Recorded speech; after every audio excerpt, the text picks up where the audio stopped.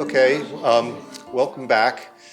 So, so for those of you who have come in recently, this is our inaugural event of the Next in Science program.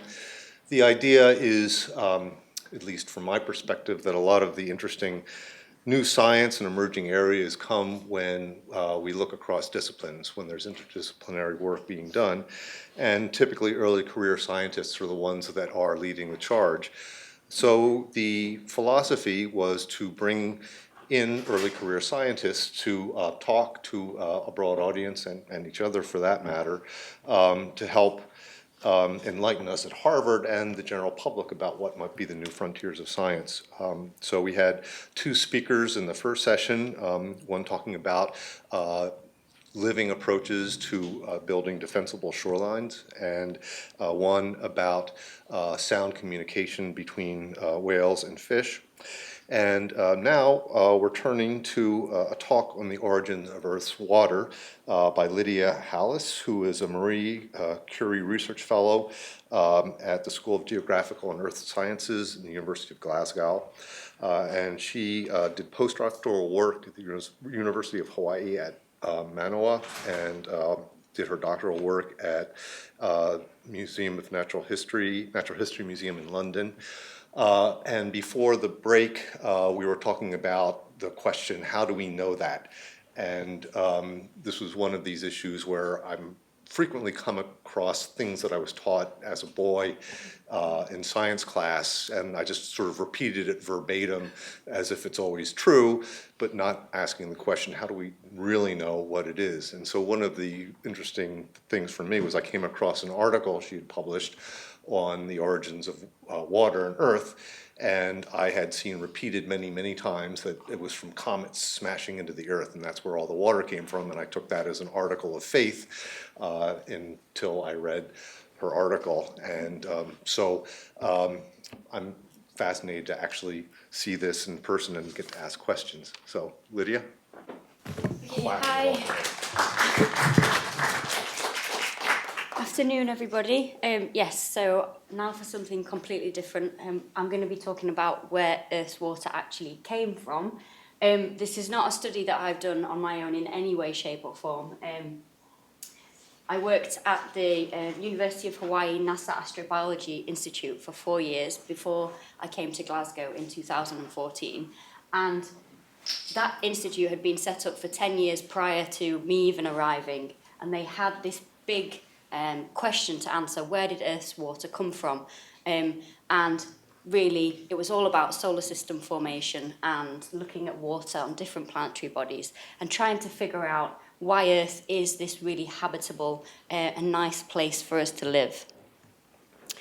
So the big questions were, did Earth form with water, or was water added later? So this is the cometary argument. Did we get our water from comets in the outer that are generated in the outer solar system and come in and collide with the early Earth? Or did Earth form wet from building blocks that contained water initially? These could have been water-rich asteroids, for example. Where did these building blocks come from is another question. So were they likely to be water-rich? Whereabouts in the solar system did they come from? The outer solar system, the inner solar system? Is our material that the Earth is made from formed close to home? Or did it come in from the outer solar system because of the chaotic nature of the early solar system? How much water does Earth contain? That seems like a really simple question, because it's very easy for us to add up the volume of the oceans on the surface, the volume of the rivers and the lakes, and the amount of water that's in the atmosphere, and say, this is how much water Earth contains. It's counterintuitive as a non-geologist, which I assume a lot of you are, to think that rocks actually contain a lot of water. But there's more water present beneath the Earth's surface by far than there is present on the surface of the Earth and in the atmosphere. We don't know very much about how much that is. There are estimates that vary between something like 6 oceans worth of water beneath our feet to, I think it goes to about 20 at the moment, but it varies all the time. And the last question was, well, now the last question is, does Earth have more water than other terrestrial planets. I think when the Institute was first set up, that question would have been, why does Earth have more water than the other terrestrial planets? But the more and more we looked into the amount of water that can be present in the deep Earth, the more we realised that that might not actually be true, and that Earth and the other terrestrial planets may have very similar amounts of water. Okay, so all of these questions can be answered, or at least in part answered, by the study of hydrogen isotope ratios and water abundances in Earth's primitive mantle. So this would be an area in the deep Earth that is chemically the same as the material that the Earth formed from 4.5 billion years ago. Nothing's happened to it, nothing's changed, no surface processes have affected this material. We call it primitive mantle. So this is where I have to get into hydrogen isotope ratios. Please don't fall asleep because it does get quite geochemical, but I'll try and sort of reduce most of the geochemistry. So there are two types of hydrogen, or two flavours of hydrogen. The normal hydrogen isotope has an atomic mass of 1. That's normal hydrogen that's in the air, in water, most of the time on Earth. Then there's the other hydrogen isotope, which we call deuterium. So the symbol for it is D. It just has an extra neutron in its atomic nucleus, so it has an atomic mass of 2. Comparing the D and H ratio of different planetary bodies can indicate the origin of these bodies. For example, whether they came from the inner solar system or whether they came from the outer solar system. And in very general terms, we can explain this if we look at how the solar system formed. So before the sun formed, we have what's called the molecular cloud, and this is all of the dust and gas that later went on to form the planets and the sun. In this molecular cloud, there is water already as a molecule, and the water is very deuterium rich, so it has a lot of the heavier hydrogen isotope. When the sun forms, because the inner solar system becomes hot, this water interacts with molecular hydrogen, so hydrogen gas, H2, which has a low DH ratio, so that means it has a lot of the lighter hydrogen isotope. And this interaction means that the water then becomes rich in the lighter hydrogen isotope. It has a low DH ratio. In the outer solar system, because it's still cold, in this region of the outer disk, try and use the pointer, in this area here, you don't get that reaction because it's cold, it's really cold out there. So the reaction either doesn't happen or it's very sluggish, so not much of the water of the molecular cloud will interact with hydrogen gas. Therefore, you get the DH ratio of the molecular cloud in the outer solar system still to this day, which means that right now, in general, the closer that you are to the sun, the lower the DH ratio, so the more light hydrogen you have. The further out you go, the more the deuterium you have, so the higher the DH ratio. Okay, in terms of notation, to make that a little bit simpler, we use delta D. So we stopped talking about DH ratios and we just used units of delta D. To make things simple, we standardise everything to Earth's ocean water. So Vienna Standard Mean Ocean Water there, which is VSMO, we call it, has a delta D value of 0, and everything is compared to ocean water. So anything with a positive delta D value is richer in deuterium than ocean water, and anything with a negative delta D value is richer in the lighter hydrogen isotope. So it's poorer in deuterium. So for example, on Earth, ice and rocks tend to have negative delta D values because they preferentially incorporate the lighter hydrogen isotope. This gets a little bit more complicated because hydrogen isn't a normal isotopic system. Deuterium has twice the atomic mass of hydrogen, and that doesn't happen in any other isotopic system. It means that the mass difference between the two isotopes is very large, so you get a very large effect when you melt something, when you freeze something, or when you evaporate something. They separate from each other very easily. So it means that when you freeze something, you get a preferential incorporation of the lighter hydrogen isotope, but also when you evaporate water, from the oceans into the atmosphere, you also get the preferential incorporation of the lighter hydrogen isotope. Because it's lighter, so it evaporates easier. So you get more of the lighter hydrogen isotope in the atmospheres. To complicate matters further, we have something called genes or thermal escape in the upper layers of our atmosphere. This happens on all planetary bodies, and what it means is that because the lighter hydrogen isotope is only half the mass of deuterium, it takes much less energy for that atom to reach its escape velocity. So when high energy particles come into the upper atmosphere, such as solar wind, cosmic rays, and they hit one of these atoms, the lighter hydrogen isotope can much easier be blasted off and lost to space than deuterium. And so what happens over geological time, over these 4.5 billion years that Earth has been around, is that we preferentially lose the hydrogen isotope and the DH ratio will go up over time. So this is really, really well demonstrated by Mars. So I'm going to move away from the Earth for a second.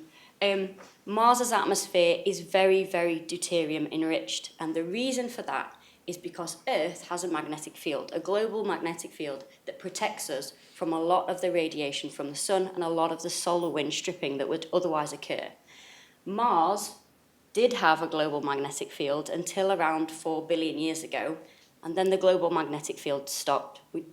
That's another question as to why that happened, but it disappeared at 4 billion years. And since then, Mars's atmosphere has been exposed to this solar wind and has been slowly stripped away. Deuterium and hydrogen have been stripped away at different rates, and so we have this value of plus 2,000 to plus 8,000 in Mars's atmosphere at the moment because deuterium has been left behind and the lighter hydrogen isotope has been preferentially stripped away. Just because Earth has a magnetic field, it doesn't mean this hasn't happened on Earth, it just means the process isn't so extreme.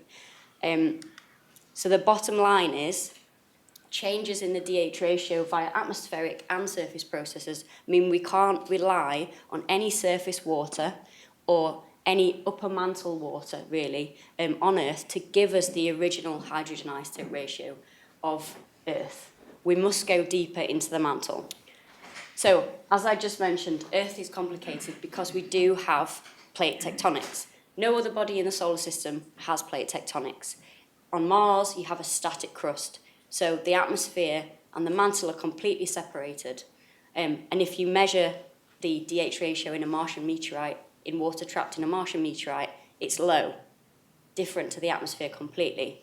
On Earth, because you've got this mixing of subductic plates, you potentially have ocean water and sediment mixing down into the upper mantle and possibly parts of the deeper mantle.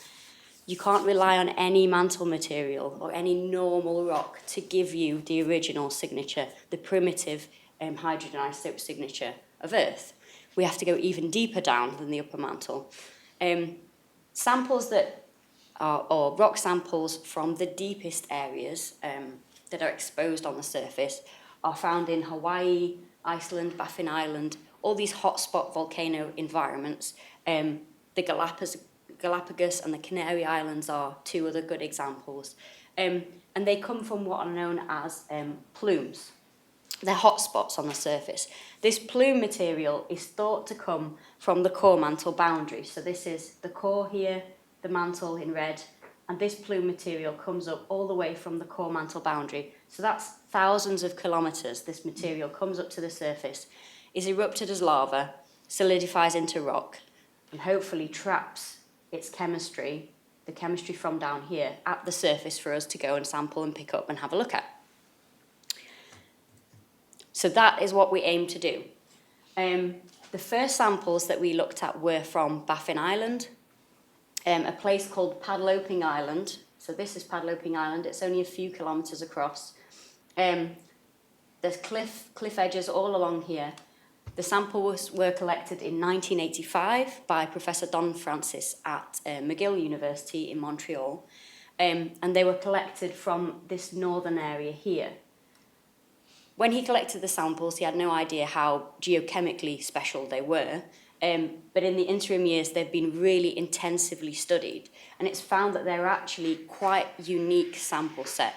For example, they contain the highest helium isotope ratios ever measured in a sample on Earth. I'm not going to go into helium isotopic ratios, but basically, if you have a high helium isotope ratio, it means that your sample has been undegassed, has been undisturbed since the formation or the beginning of the Earth.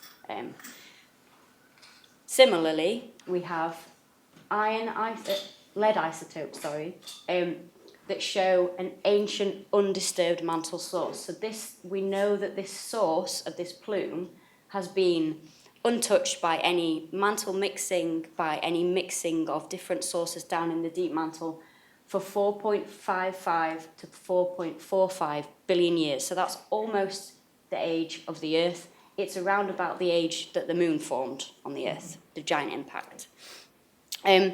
The other special thing about these Padaloping Island samples is because we're trying to measure hydrogen inside a rock, we want the hydrogen to still be in there. We don't want the lava to erupt and degas and lose lots of steam as it erupts. So it needs to be erupted under pressure. So these rocks were erupted around about 60,000 years ago underwater, under seawater. Deep down under the sea. So they're erupted under pressure, which means that the gases that are in those rocks can't escape. They're trapped.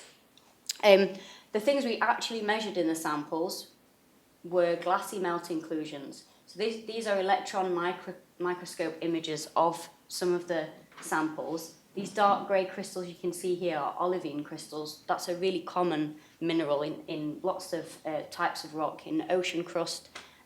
Generally on the Earth, olivine is a very common mineral. But the great thing about olivine is that it does tend to trap these, what are called melt inclusions. They're basically little tiny pockets of lava that gets trapped as the crystal's forming, and the composition of that lava is then trapped as it was before crystallization. So you've got a sample there of the melt as it came from the deep mantle. The great thing about the olivine crystal as well is, as I mentioned, these samples have been on the surface for 60,000 years. Rainwater, ice at Baffin Island, seawater can get to that glass if it's not protected by these crystals, but the crystals are protecting the glass. And it's very easy to see whether an olivine crystal has been weathered to something like a clay, in which case we would avoid it. These are pristine olivine samples that haven't been weathered at all. So we know that rainwater hasn't got into the glass and contaminated what we're trying to look for. We also looked at samples from Iceland, very similar type of samples.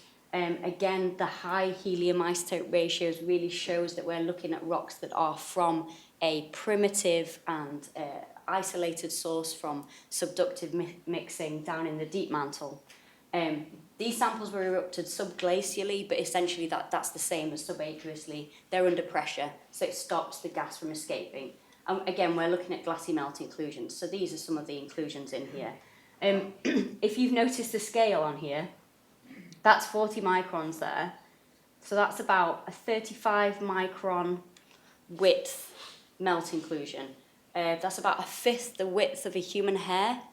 And that's one of the big ones, because that's why I've taken an image of it. That's a good one. So the others are much smaller than that.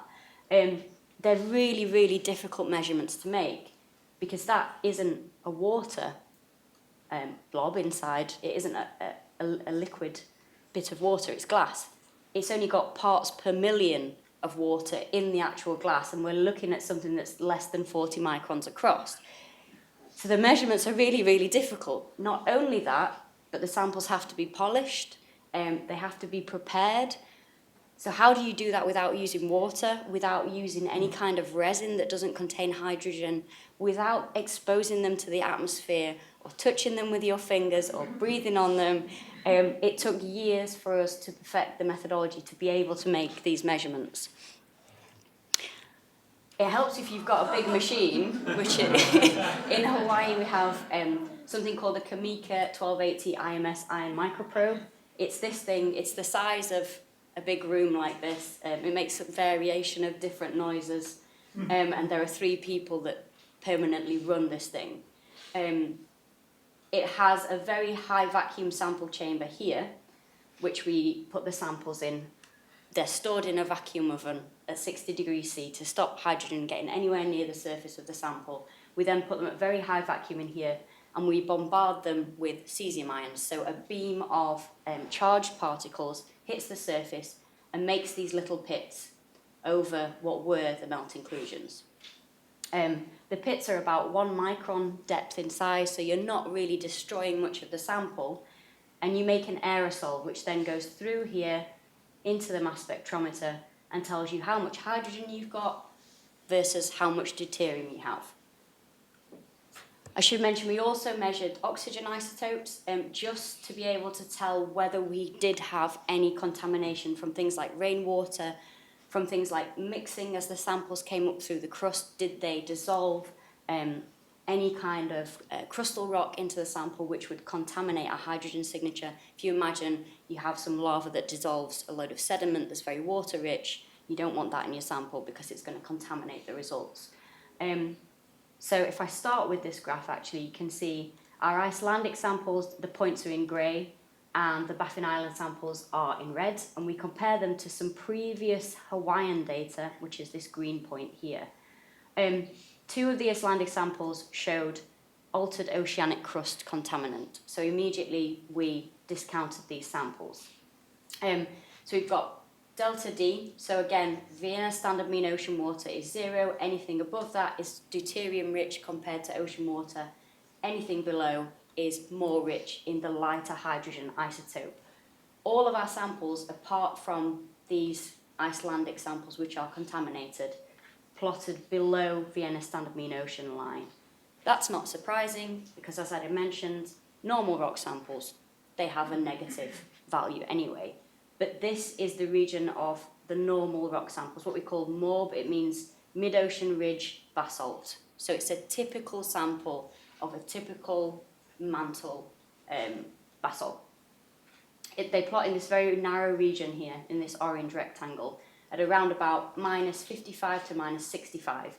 None of our Baffin Island samples and this one Icelandic sample, they don't plot in that region, so they're not typical mantle samples according to the DH ratio. I just plot along with water content here.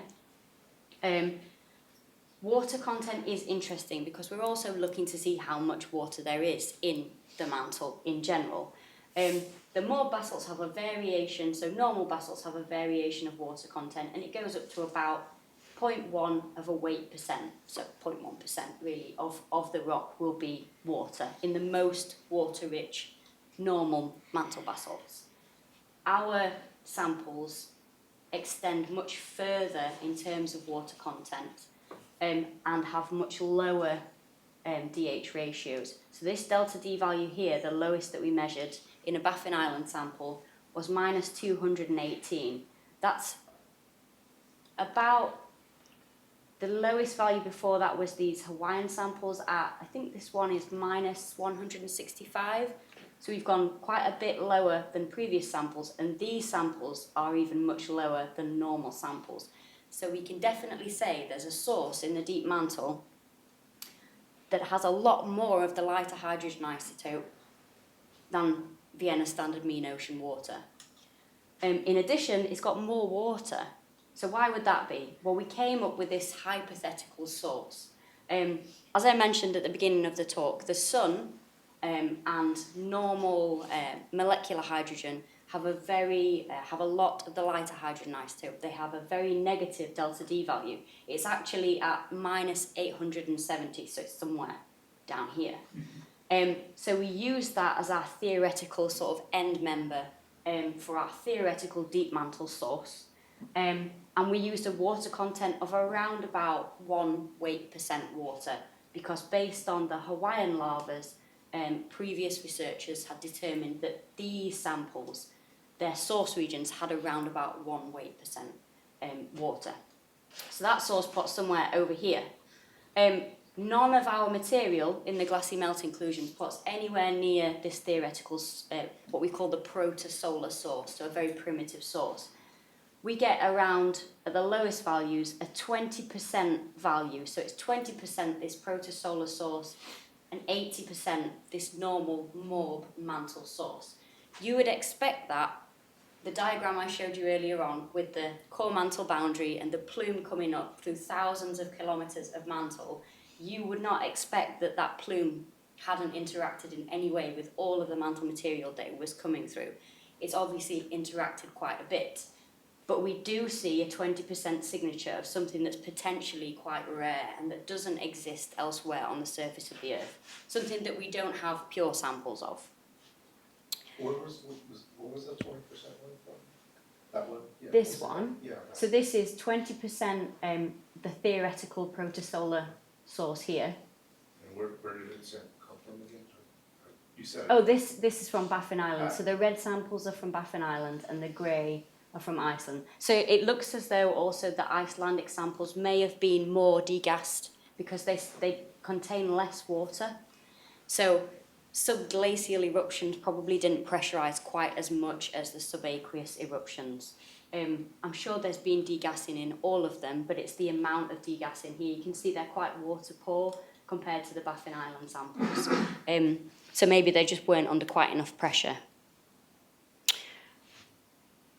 Okay, so in terms of oxygen isotopes, something that we found that we didn't expect to find was there's a correlation between the DH ratio, the delta D values here, and the oxygen isotope ratio. And it seems that this is delta 18O. It just means oxygen isotope of 18 over an oxygen isotope of atomic mass 16. That's the ratio there.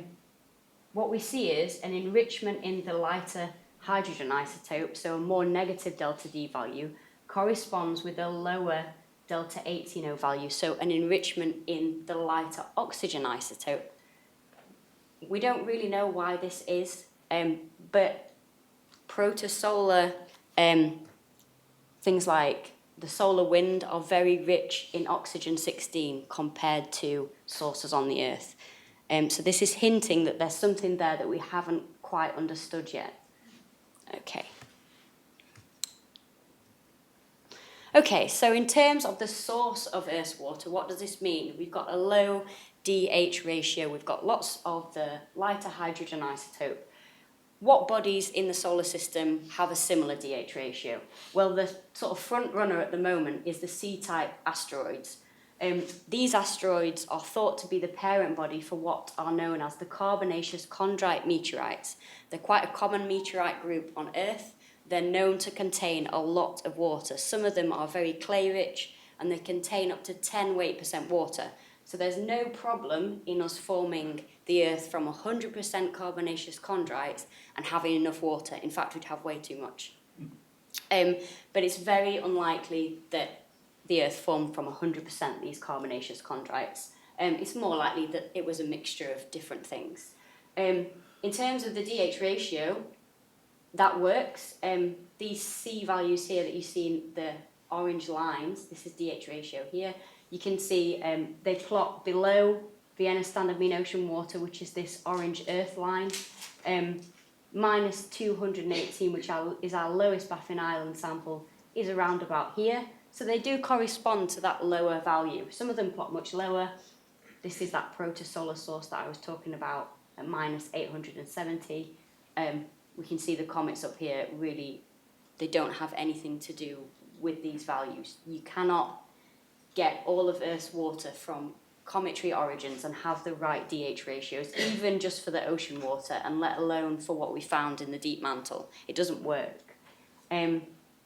Another facet of evidence that's recently been discovered is from the Eucrite meteorites. Now, these are meteorites that are thought to be from the asteroid Vesta, which is present in the main asteroid belt at the moment. It's still there. We sent a mission to it, we had a look at it, and we said, we've got these meteorites on Earth, we've got these spectra from a remote sensing orbiter, and it looks like they're made of the same stuff. So that was a really successful mission in saying, yes, we definitely got pieces of Vesta on Earth, and they're known as the Eucrite meteorites.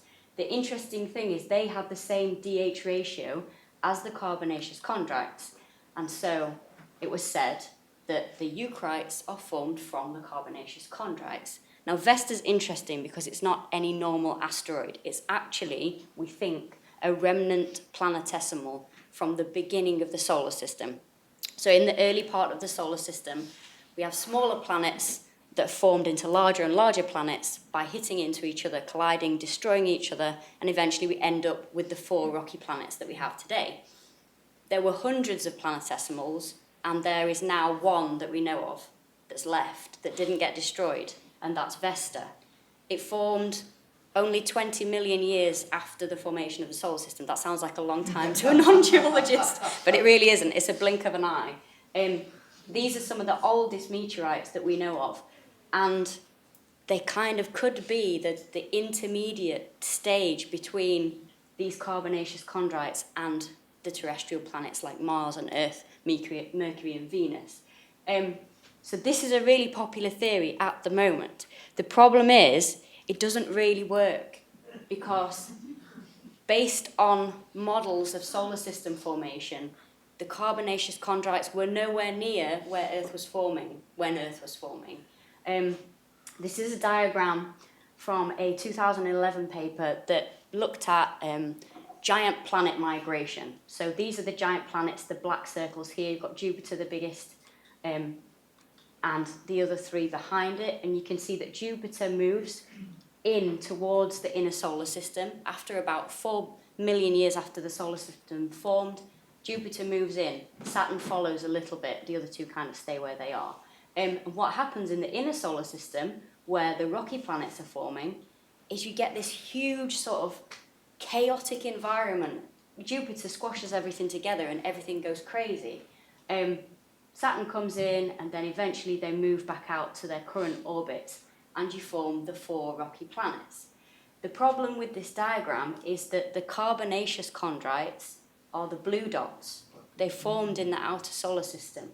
The red dots, which here seem to be the material that make up the terrestrial planets, are what's known as the ordinary chondrites, and they are a very common meteorite. They fall to Earth all the time. If any of you remember the meteor that fell over Russia that landed in the lake, that was an ordinary chondrite, and everyone got really excited and then found it, oh, it's an ordinary chondrite. So they're common because they are present in the inner solar system. The problem is they don't have the right DH ratio. They have a very high DH ratio. They contain a lot of deuterium.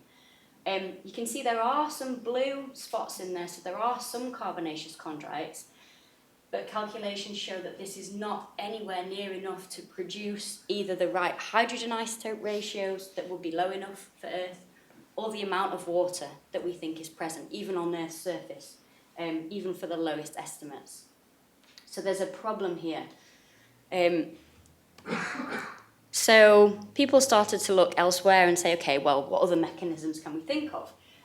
So in 2015, a group at Scripps actually thought, well, what about if we just say, we've just got some dust at 1 astronomical unit from the sun, and there's water in the cloud, we know there's water in the molecular cloud, how much water will stick to the dust particles or the olivine grains at certain temperatures? Because it's based on this assumption that if you're in a hot environment, you can't stick water to anything because it's present as gas.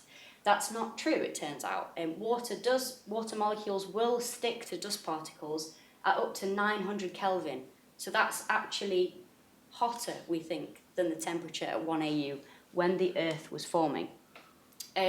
Not only that, but if there's a lot of water present and you've got something like an olivine grain, it will start to change to clay material. It will start to alter in this very water-rich environment, so you get more water coming in and coming in. So the bottom line of that is that the entirety of Earth's water can actually be delivered during accretion. You don't need any addition of water from elsewhere. Not only will it be delivered during accretion, during the formation of Earth, but it can actually stick around as well. You form Earth and it's very hot. You have no crust, you've got this lava world. But that's only the surface. Most of the water is inside. So for a water molecule to get thousands of kilometers up in the short time period that it takes for Earth to solidify at the surface, is actually very difficult. So the argument here is that yes, you will lose a lot of water because the Earth's hot, but you're not going to lose all of it because there was lots and lots of it around. Okay, so the last slide. What next? Well, I mentioned the oxygen isotopes, and when I saw the correlation that kind of suggested that the oxygen 16 was very rich in the samples we measured, I was kicking myself because I only measured 2 isotopes of oxygen. I didn't measure oxygen 17, and oxygen 17 is the important one for determining what body each type of meteorite came from. So this very complicated graph, but basically anything that is from Earth at the moment plots along this dashed line, the terrestrial fractionation line. Anything that's not from Earth will plot elsewhere in these ellipses for the chondritic meteorites, this tiny ellipse here for the Martian meteorites. Our samples suggest that if we did measure oxygen 17, it might not have plotted on this line, and that would be an absolute first for any terrestrial rock. So now I need to go back to the big machine in Hawaii and I need to make some more measurements. Okay, I think that's it. Yeah. Thank you.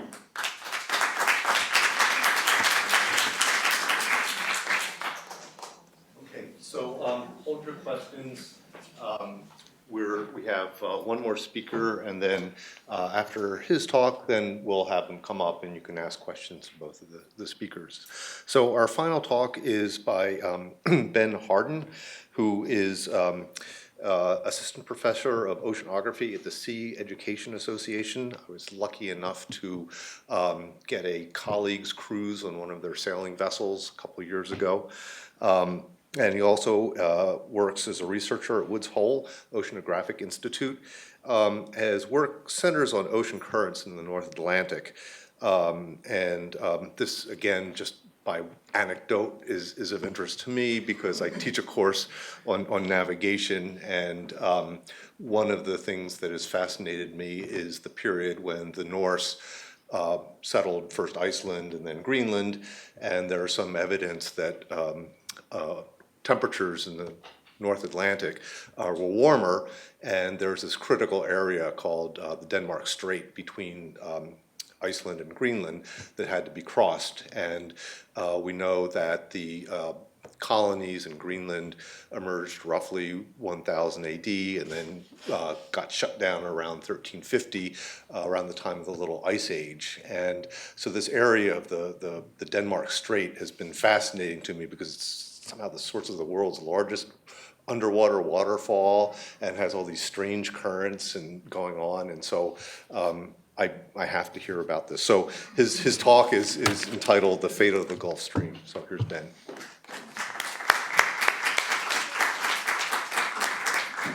Thanks. This afternoon's session should be dubbed the Brit session, I think.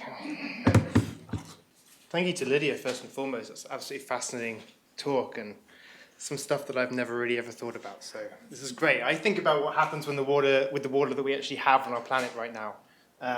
So what I'm going to do today, I'm going to talk a little bit about where the water circulates to in the North Atlantic, what are some of the important processes, and what are some of the things that we still don't know that we need to know in order to understand how this might change in the future.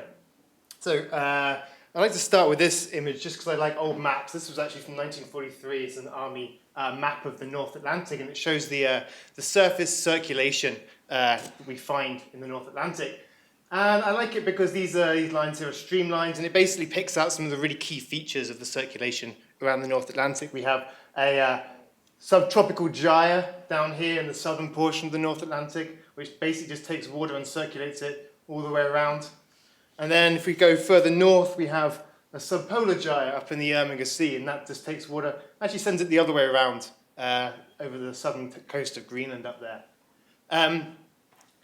Right over here on the western boundary is a current you're all probably familiar with. That's the Gulf Stream. This is a jet of water that starts off down here in the Caribbean region and goes up the east coast of the United States. If this thing was a fire hose, it would be able to fill 10 sports stadia every second. So it's pumping a huge amount of water. And the important thing for climate is that water's warm. So as it comes up, it's actually moving a lot of heat away from the equator. The equator gets an excess of heat from the sun. The poles get a negative, not enough heat. So the Gulf Stream is really instrumental in taking some of that heat and pumping it northwards in the North Atlantic. And the Gulf Stream sets off on its journey, and it actually ends up coming out between these two gyres here. Some of it gets deflected around both ways, but you actually get about 30% of it ends up exiting that whole system and heading up into the Nordic Seas. North of Great Britain there. I want to pause briefly and point out something about physical oceanographers, of which I am a member. And that is, we love to draw arrows on maps. This is a simulation, or I actually take some Earth data from satellites and plots it up in a real-time image of what's happening with the currents in the North Atlantic at the moment. And so as I was drawing on my map, we had a nice strong arrow that was going out here across towards Northern Europe. But in reality, what's happening is we have a meandering system that's chucking up little eddies and it's being kind of chaotic in its progress. And if you take it further north, there's a lot of meanders, a lot of chaotic movement that's going on in this region. We do have a drift of warm water that comes up from the Gulf Stream and ends up here in the Nordic Seas. And the question we're going to ask today is what happens to that water once it crosses that boundary up into the Arctic Ocean. So this is the region that we're going to be talking about today. The region that John was talking about that's between Greenland and Iceland here, the Denmark Strait. This is actually the area that I'm going to focus primarily on today because it's a really vital region for the circulation of the North Atlantic. What we have is this remaining 30% of the Gulf Stream comes up into the Nordic Seas as a warm surface current, and it flows up, the majority of it to the north of Scotland here. A small slither of it comes in around the north coast of Iceland. And the great thing about physical oceanography is that we can follow these currents by tagging their unique fingerprints. So each current has a temperature and it has a salinity, a saltiness. And by looking at those two properties, we can actually create a fingerprint for that current, and then as we follow it along, we can actually work out where it goes. The important thing about this current is that it's very, very warm as it comes in. That's the reason why we have tropical conditions at the south coast of Cornwall in the UK. It's the reason why the most northerly botanic gardens in the world is in Tromsø in Norway. This current is bringing a lot of heat northwards. It's vital to the climates of these regions. If we didn't have this warm flow of water coming northwards, we'd be in a very similar climatic situation to Labrador or Alaska in our climate. So, these are really, really important inputs of heat into this region.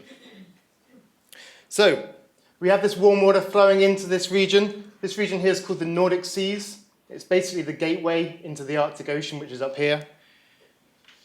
The Arctic Ocean, though, is an enclosed basin. There's no real way out once you go in. There's a couple of little gaps. There's one over here, the Bering Strait, and there's some areas through the archipelago in Canada that water can eke through, but in not great quantity.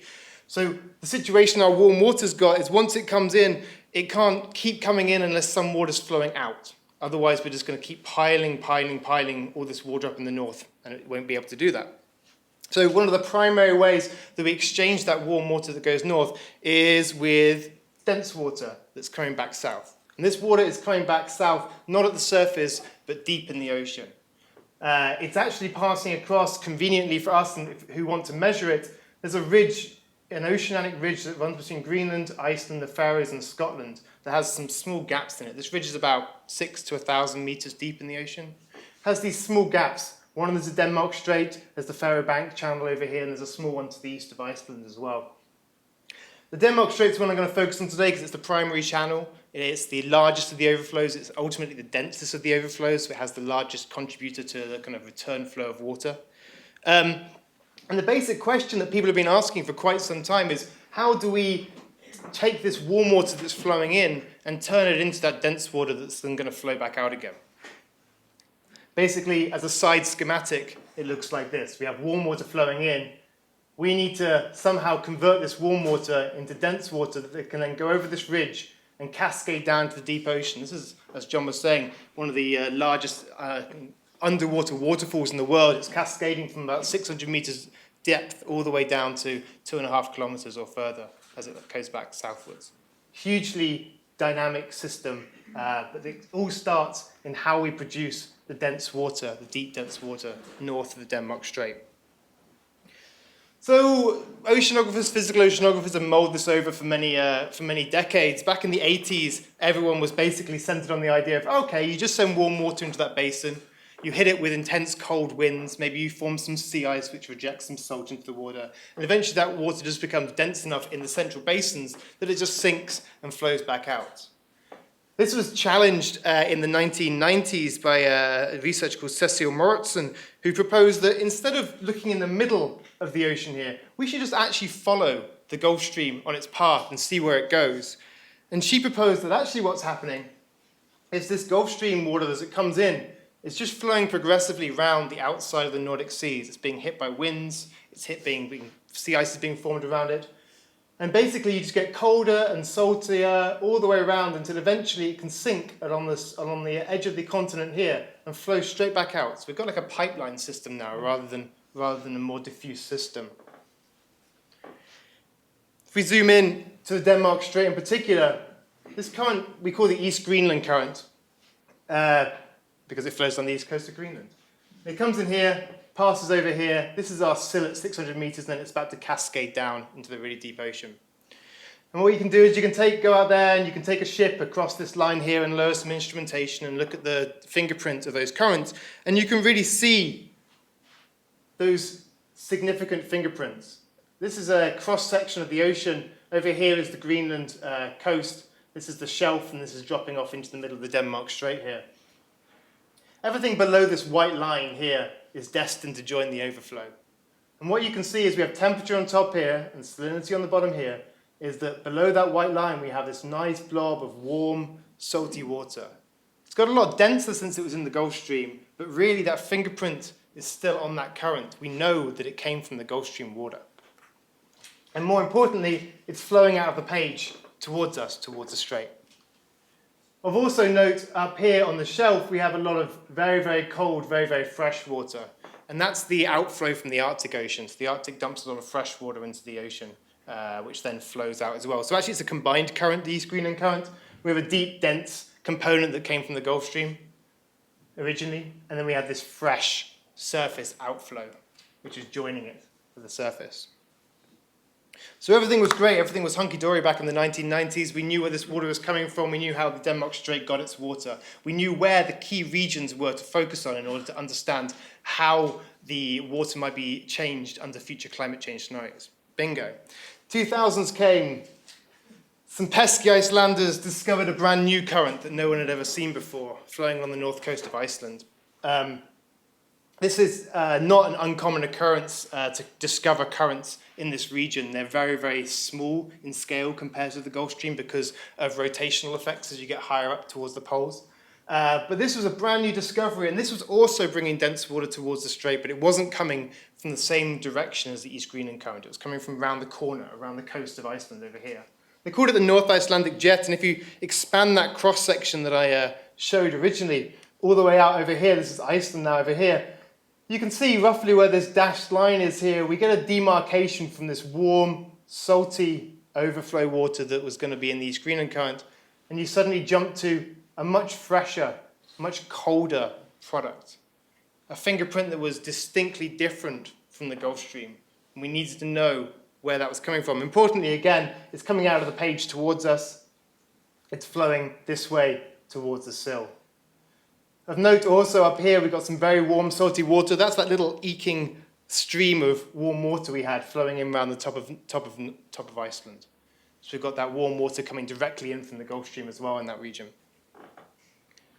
So that's basically the situation as we understood it. We had a very well-known source of water, and all of a sudden we had this mysterious current that was coming from a new direction that we didn't know where it was coming from. And so that's significant looking at those two dense pathways, because if we don't know where that water is coming from, we don't know what formation regions are going to be important. If we change the wind conditions, if we change fresh water inputs, if we change sea ice distributions, how will that affect the water that's being produced that then feeds in? How will that then affect how much water can flow north in the Gulf Stream? The reason we've only recently discovered these pathways and been asking these questions is this is a pretty perilous place to visit. As a context to the video I'm about to show, I did my undergraduate in physics and my master's in physics. I dabbled in particle physics and astrophysics for a while before deciding that I wanted to do something more environmental in my focus. And so I signed up for a PhD program at the University of East Anglia, where my supervisor promptly sent me to sea and said, go to sea, there's a research vessel that's going to be out in the Denmark Strait. You're going to study the wind conditions around the coast of Greenland, and your thesis is all going to be about extreme wind events. I was like, this is fine, I can do this. He said, go stand out on the back of the vessel and launch meter-wide helium balloons into the storm. I got this on mute because you don't want to hear the commentary. How big is that wave? Oh, it was at least as high as the bridge, if not more. This is the research vessel Nor, and so my job during this first installment of my oceanography career was to go out and try and stand on the back of that ship to launch a weather balloon. Just about, yeah. It was an exhilarating experience, but the interesting, within the context of this interdisciplinary notion that John was talking about in the introduction, one of the great things about this region is there's so much influence of the atmosphere on the ocean. This is how I got interested in oceanography in the first place, was seeing these winds and saying, wow, this is a dynamic environment. I wonder what these winds are doing to the ocean. So it's very hard to go to this region. You go out there in these ships, you try and take these measurements, and we only actually have 4 snapshots across this current system in 8 years of asking. So you really only got this little tiny look at it, and the problem with it is that every time you go out with the ship, the current system looks different. You want to measure how much water is coming from each place if you want to know how much each is contributing to the overflow. 2004, East Greenland Current, 85% of the overflow. Great, cool, we've got this sorted. We don't need to worry about the North Icelandic jet. 2012, oh heck, it's gone the other way. 60% of it's in the North Icelandic jet. So we've got a problem here.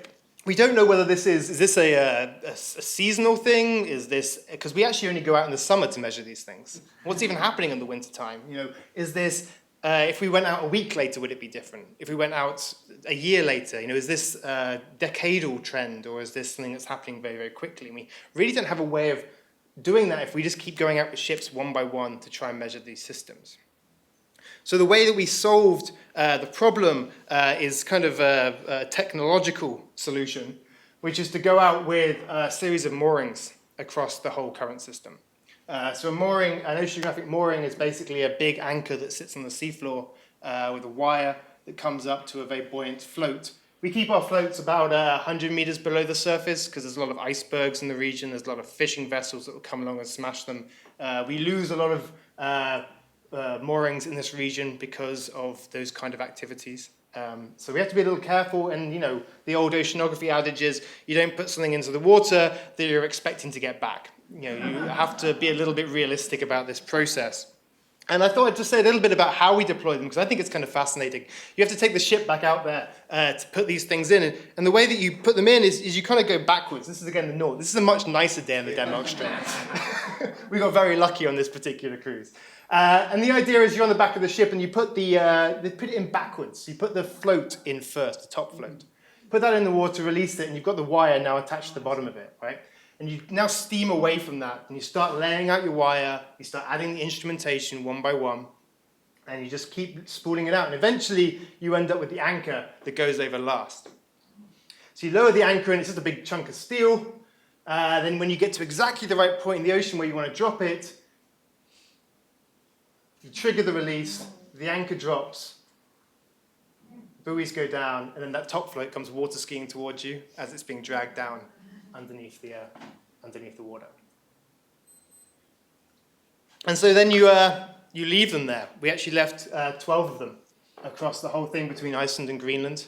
You leave them there for a year, you go back home, you go back to your regular life, and you try not to think about it because there's no point worrying about it. You might go out next year and discover that every single one of them has been destroyed or taken away somewhere else. You have to, do the best you can to put that out of your mind.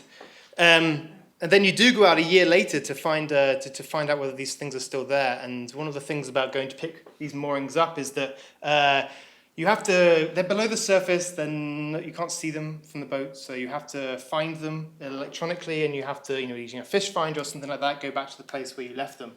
And because radio waves travel really badly through the water, you can't just send a radio signal out to say, hey, release it. You actually have to use sound waves in the water. And so what you do is you go back out again on a different ship, also a nice day off the coast of Greenland. And this is a little speaker, basically, that sends out sound waves into the water over the side of the ship. And we send a coded series of pings, which the anchor's listening for. And if we send the right combination, the right code, basically, to the anchor, it's going to release its grip on the anchor, and then the whole thing's going to float up to the surface. But you don't know where it's going to come up, and everyone looks at the ocean, and you don't know whether it's actually going to show up. And all of a sudden, it pings up onto the surface there, and now it's floating around, and you have to go pick it up with your ship. Those are the good days when that happens. The bad days can be when you send the ping out, it says, okay, I've released, and then nothing shows up at the surface. And then you have to go out then with you actually put a long grappling hook out behind the ship, and you just go round and round and round in the ocean, hoping you're going to grab something, and then you drive away, and hoping it's just going to kind of drag the whole thing with it. So we actually got really, really lucky on this trip. All 12 of them came back. This is not something that happens very regularly. So we've actually been able to now look at the whole strait-wide circulation in some detail, and not just through 4 snapshots of what the current's doing. We now have 1,008 snapshots over the course of a year. And so we can do things that we haven't been able to do before, like produce an average hydrographic section, so an average temperature and salinity across the strait. And this looks largely similar to some of the stuff we've seen before. Again, Greenland on the left, Iceland on the right. This white line is that line that's important. Everything below that's going to join the overflow. That's the dense water that's going to go head back south. Up at the surface, on the left here, we have that cold, fresh surface water from the Arctic pouring out. That's all the meltwater. Over right here, that's the warmer, saltier water that's coming in from the Atlantic Ocean on the surface. Those 2 surface currents. And then deeper down, below that density interface, we have warm, salty water from the East Greenland current, and then again, colder, fresher water over on the Iceland side from the North Icelandic jets. We have again seen these fingerprints now over the course of the whole year. So we can start to say, hey, we think the North Icelandic jet's actually going to be an important thing all year round. It's not necessarily just a summertime thing. And we even went further and were able to compare those fingerprints of those 2 currents to historic data from upstream of the Denmark Strait. So this is our mooring array here across the strait. This is one mooring over here in the East Greenland current and one over here in the North Icelandic jet. And we can actually compare the fingerprints between these 2 regions, and they match up really well. So we've actually been able to show not just that we have 2 different kind of waters, but they actually come from 2 different places along the coast. I wanted to show you earlier about the fact that we love drawing arrows on maps to point out where the currents are going from and to. The reality, again, is that we can't quite be so specific. This is a video of the current velocity, so the speed of the currents coming through the array. Again, Greenland on the left, Iceland on the right. Red colours mean the currents coming towards us, and blue currents mean the currents heading away from us. And so at times it looks kind of stable, but then after a while it starts to cascade and you get blobs of blue and blobs of red, and they shift from one side to the other and things start coming in and going out of the region. And this is just to exemplify that we love drawing these arrows that point currents in singular directions, but in reality we have a very dynamic system that's eddying and distorting throughout the year. So how can we use this kind of information to actually say how much water is coming from each direction if it's so dynamic? And we use those fingerprints in general to be able to do this. Say this is one snapshot of the current at one time. Here's our current coming out of the page. Here's another current over here, a little tiny one at the surface up here. And here's our temperature and salinity. And then again, you can see those same fingerprints, warm, salty over here, and then colder and fresher over on that side. And we can basically draw a line at every snapshot that we have that divides the currents between currents that are carrying East Greenland current water, these 2 here, and currents that are carrying North Icelandic jet water, this little current up here. So we can actually use the data about the fingerprints to divide these currents up into what kind of water they're bringing. And so the results of that are shown in this figure. It's a time series that shows the percentage from the Greenland side, so the percentage of East Greenland current that's in our array. And so over here would be entirely East Greenland current, over here would be entirely North Icelandic jet. So the light line is what's happening every single 8 hours. The dark line is a smoothed average over 30 days. And so what we can see is actually this current is extremely dynamic. It's jumping from 100% East Greenland current to 100% North Icelandic jets at times. It's going back and forth. Someone is turning the faucet on and off and on and off on different sides of this strait to bring water through. You can also see that there's some kind of seasonality as well. Maybe in the wintertime, the East Greenland current brings more water. Maybe the North Icelandic jet's a bigger player in the summertime when we've seen it before in our kind of snapshots. So there's much to learn from this. The simplest thing we can do is take an average. It's the first time we've been able to do this and actually robustly say how much water is coming from each direction. And about 70% of it's coming from the East Greenland current, and 30% is coming from the North Icelandic jet. So we now have a pretty good image of the importance of these two different branches. And we now know that the North Icelandic jet is something that's there all year round, and it brings a significant quantity of water. The question now is, where does it come from? And that's still an open question. We don't really know. One hypothesis is that that warm water that actually comes in north of Iceland, it kind of spreads out here into the Iceland Sea, and it's subject to very, very cold, intense winter conditions, and it sinks directly here and flows directly back towards the strait. The reason we think that is because actually if you follow the North Icelandic jet upstream and follow that fingerprint, it eventually just peters out around here. It kind of comes from nowhere. But it also kind of comes from a very large body of dense water. So we think there's a kind of smoking gun there about where that water's formed. But we don't know. So next big project is heading out into the Iceland Sea to work out whether we can find exactly where that water's coming from. Taking a step out again, now we kind of like have this slightly more sophisticated picture of where that overflow water's coming from. This region here in the Iceland Sea could be important. This region here where making dense water could be important. There are also other possibilities, things that we may not have thought about yet because we haven't been able to go out there and measure it often enough. But this all kind of brings us back to the central point is that if we can't make this dense water somewhere, then we can't bring the warm water northwards. And that's going to change the climate of the northern Europe regions. So some key questions going forward, where is this North Icelandic jet formed? How is it formed and how often is it formed? Do the two branches compensate for each other? If under some climate scenario we had an increase in wind in a particular area or sea ice retreated back somewhere, would one of these currents be able to pick up the slack from the other one if the other one was weakening? Would the other one be able to intensify in order to pick up the slack? It's an open question. And how sensitive is the whole system?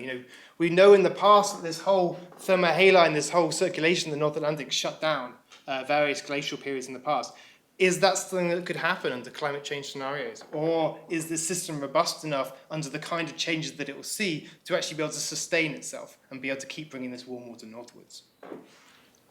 Returning to this picture, I've been asking the question of how this warm water flows north, and it's because we can exchange with this deep water that flows south. And as it cascades down to 2,000, 3,000 meters, it makes its way southwards and it hugs the east coast of the States. It actually ends up directly underneath where it started in the Gulf Stream. So kind of it goes nowhere eventually, just gets deeper. And it ends up heading all the way down southwards past Brazil. And, there's a kind of couple of things I wanted to say about this larger scale circulation was that there's been some effort for a while to actually monitor that large scale circulation down off the coast of Florida, a large mooring array out here called the Rapid Array, which is trying to measure the warm water outflow and the cold water inflow and try and make some estimates of how robust this system is, how the heat exchange is actually changing over time. And lest we forget, this whole thing is tied into a larger system that goes planet-wide. We've been talking about this warm water upflow, the cold water exchange coming back south, but this whole thing is tied into a complex series of currents that extend around the globe. How could changes in one of those branches impact onwards throughout that entire system? So that's the kind of thought I wanted to leave you on today. Thank you very much for having me speak. It's been a pleasure.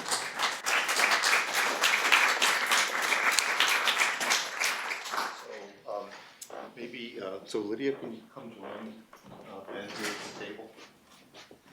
And entertain questions. So there's a microphone in the back. So are there questions from the audience? Go ahead.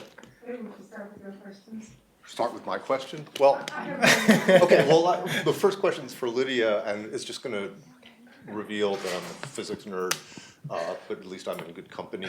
What is the ion beam that you use to extract the isotopes? I mean, I'm just trying to picture what you do. You scan it for these little pockets, and then you find the pocket, and then you have to be able to direct like this tiny, really small beam. Yeah, it's cesium ions that we use. Okay. So first of all, what we do is we put the samples in the electron microscope to actually take pictures of those glass pockets. So that's kind of our reconnaissance. And when we find them, the problem is that Ion Microprobe actually, it's a really sophisticated machine, but the imaging system is actually a really old, like 1980s CCD TV camera.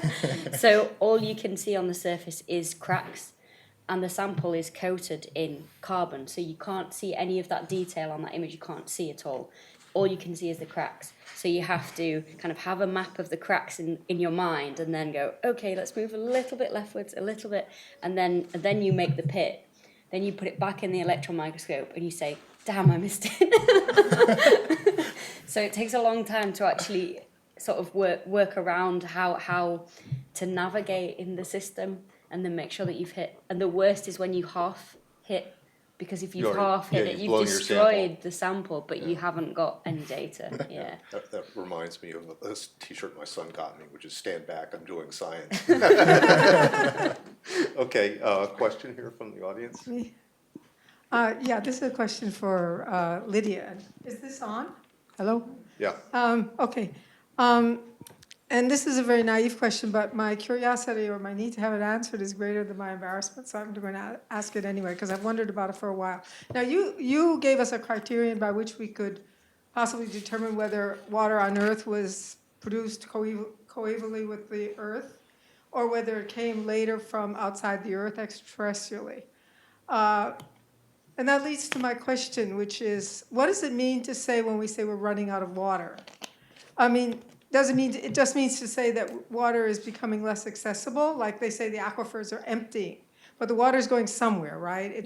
It's not being desynthesized or whatever. It's not being analyzed into oxygen and hydrogen, right? No, apart from the small amount that we do actually lose all the time from the upper atmosphere.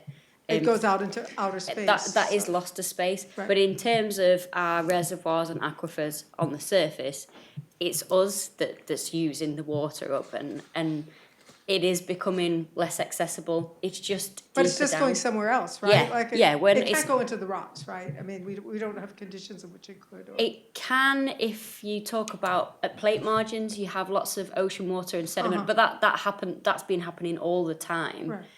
I think the deep water aquifers, it's because we're using it up and we're pumping it out into the oceans, into the river systems. So it's being removed from the land and it's being pumped into the oceans and then going elsewhere.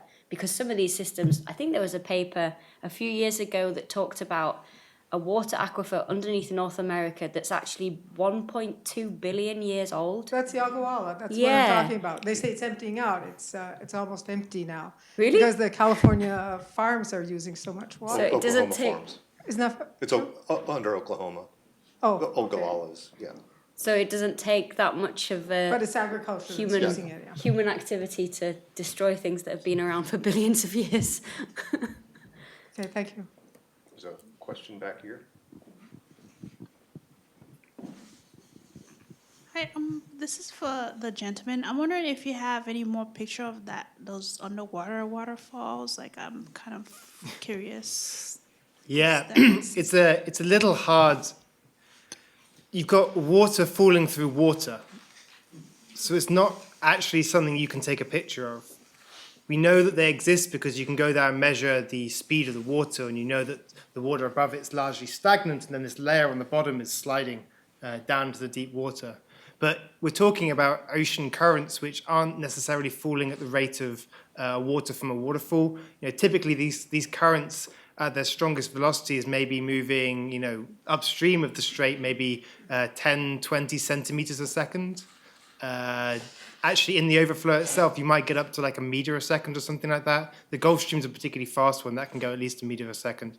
But yeah, it's a little hard to visualize explicitly. You kind of have to, with all of physical oceanography, I think part of the beauty of it, a friend of mine said this, was that you can't see below the waves, and so a lot of what we have to do is throw our imaginations down into the deep to see these things. Is it the same thing that's happening in the Bermuda Triangle, or is that something else? I don't know specifically about the Bermuda Triangle's specific oceanography, so I don't know, but it's where the airplanes disappear. I do know that, but I think that's outside the purview of physical oceanography. Question? You two here? I guess we'll work our way forward. Also a question for Ben.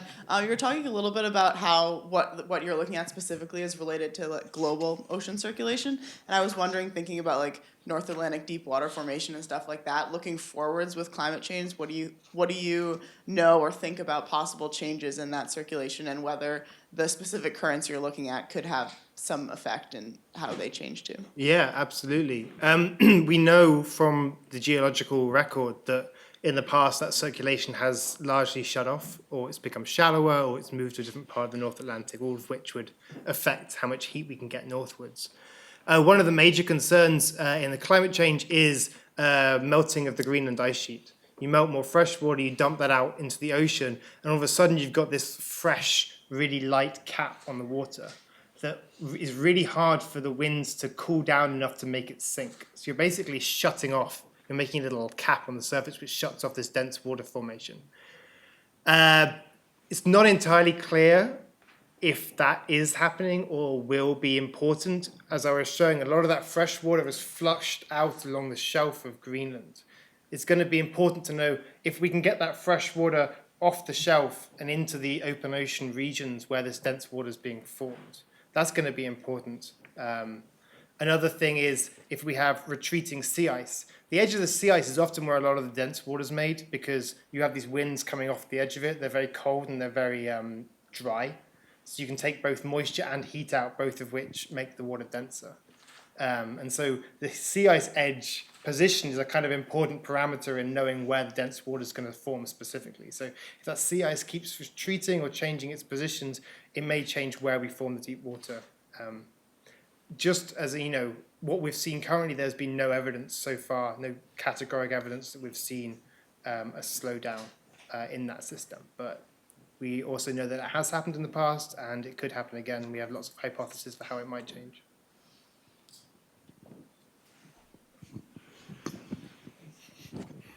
My question is for Lydia.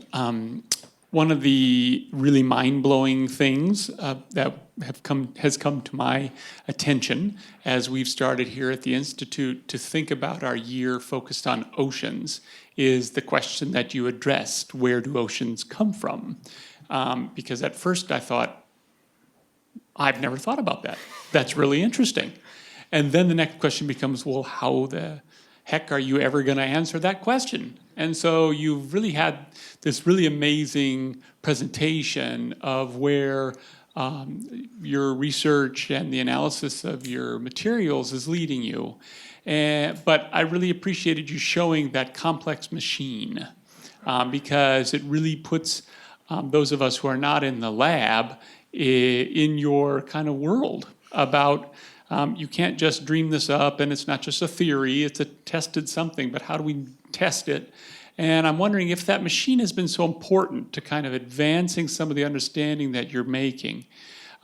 Can you help us think through what we should be looking for as that machine evolves or as other machines? And I guess a lot of us in town here are reflecting on the breakthrough with LIGO and the way that that machine and the machine structure helped to really catalyze a new way of understanding space. Yeah. Thank you. It definitely has really sort of revolutionized the analysis of that particular machine. The analysis of chemistry in meteorites in particular, I think, because 10 years ago, we didn't know that the moon had any water at all. And it was only through the analysis of Apollo samples on a similar machine like this one that we found there is actually water in there, but it's trapped within the minerals in the rock. People just kind of assumed that there's no water in lunar samples. And when I was doing my PhD, I asked this question I did my PhD on Apollo samples. I asked this question on my supervisor. I said, has anyone actually really measured the water content of Apollo rocks? And he said, there's no need to, because there isn't any water in them. And I just kind of went away and thought, okay, well, he knows what he's talking about. And it was literally 6 months later that all this work was published, and he sent me an apology email before I even read the journals online. He just sent me, I opened my inbox, he said, Lydia, I'm so sorry. And I thought, what's he apologizing for? And then I went on the science website and I thought, oh, okay, I was right. But I would have been too late anyway. But it is true not only for hydrogen, which we couldn't measure 10 years ago because it's such a difficult element to measure, but for the oxygen graph that I showed, that's all iron microprobe work. So that kind of graph determined that Martian meteorites are from Mars. We can prove that the moon and the Earth formed from the giant impact through that data. And they're developing all the time. And all the time they're getting to the point where we can measure something a little bit smaller with a little bit less content in there, a little bit less abundance, so parts per billion of things now. And it really does tell you from something so tiny, you can work out how the solar system formed, which is fascinating. So there'll be more of those kind of incremental discoveries that lead us to I think so, yeah. I think it is a technological advancement, really, an explosion. You also have to have somebody who's going to ask a question, or at least be willing to ask the question, right? Yeah. If you don't have the person asking the question, all the True. machinery in the world isn't going to help you. So. True. I just want to follow the last question. Is it possible to do it using laser ablation? Much cheaper, much simple. And I know people using for oxygen to do that, because this is much cheaper way and also much simple instrumentation. For oxygen, you mean... Laser ablation. Laser ablation, yeah. So laser ablation is great for looking at different isotopes of things if you want to make a larger hole in your sample. But it's getting to the point where the spot size is about 20 microns now, the smallest, I think, for laser ablation. That's true. But that's still too large for the samples that I looked at. The actual spot size on my sample was around 8 microns. And that was they were really on the limit of how large those inclusions were, because we didn't want to get any of the material from the surrounding olivine in there. So we wanted to hit the middle of the samples. But laser ablation is definitely, it's coming to the point where you're right, it's much cheaper, it's much smaller, and you can measure more than one element at a time. You can get the whole spectrum of elements at the same time.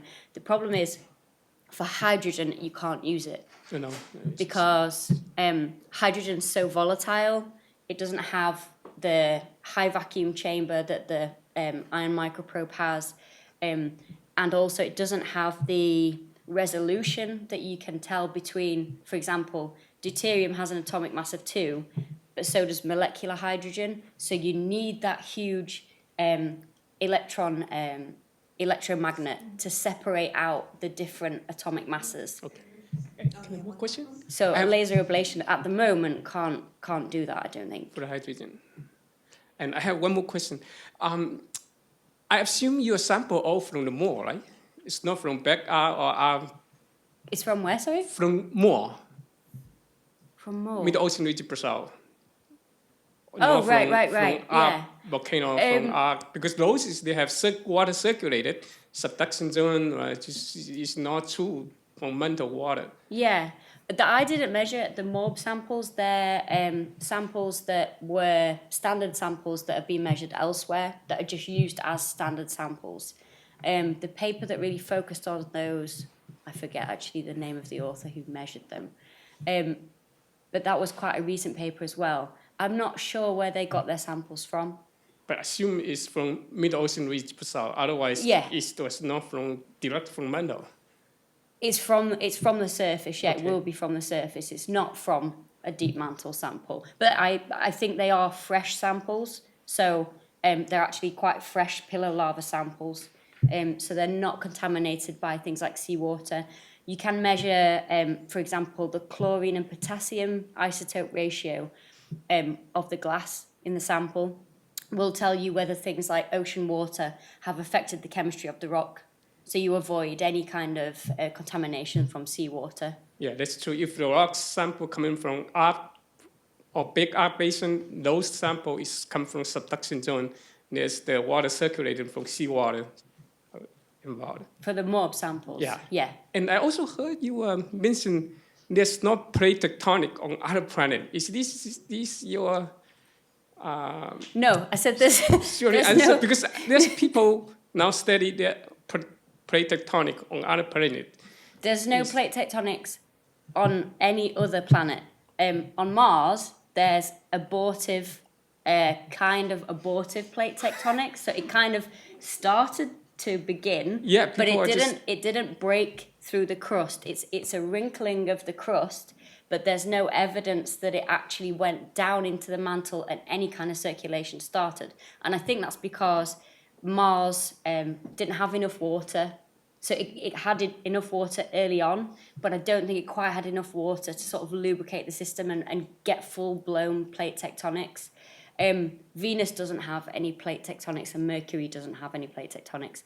There's no plate tectonics on any asteroidal body that we know of, but if there's a planet around another sun somewhere that has a lot of water, there's no reason why there couldn't be plate tectonics on that planet as far as I know. We had, Okay, thank you. May I have another question for Ben? we should go to some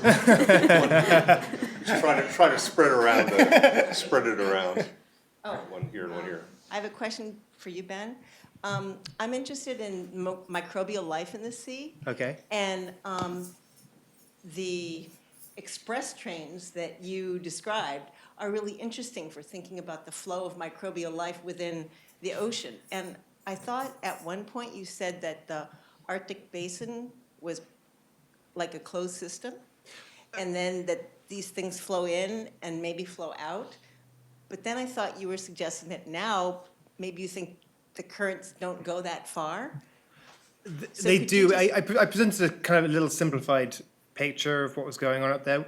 The thing about the Arctic is for the kind of scales of current, the warm inflow and these dense water outflows, the subarctic Nordic seas is the kind of key exchange region. Some of this Gulf Stream water does go into the Arctic Ocean, and actually once it gets there, it kind of dives down below the fresh water, so it's actually subsurface. It's kind of 100, 200 meters down in the Arctic Ocean. So if you go into the Arctic and drill through the ice and look down, you end up with fresh water on top of salty warm water, and then it goes down to cold at the bottom there. So yeah, it does enter, and there is fresher water that flows out through the Canadian archipelago, much shallower, and out through the most of the water comes in through the Bering Strait actually to the Arctic. And do the microbiologists ever say to you, while you're out there, can you collect a few samples for us? Yeah, absolutely. I was involved in a project up in the Chukchi Sea, just northwest of Alaska, a very shallow sea, 50-meter sea, and the whole project was around joining the dots between the physics, the sea ice dynamics, and the biology of the region. So we had teams looking at how the currents were bringing nutrients into the region, how the ice was actually now becoming so thin that light can actually penetrate through, and some maybe phytoplankton can start to bloom underneath the ice before people had previously thought it was possible up there. So yeah, again, back to the interdisciplinary nature of especially oceanography, all of the key discoveries we're going to make are at the boundaries between physics, biology, chemistry, geology, ice dynamics, those kind of things. Got a question up here.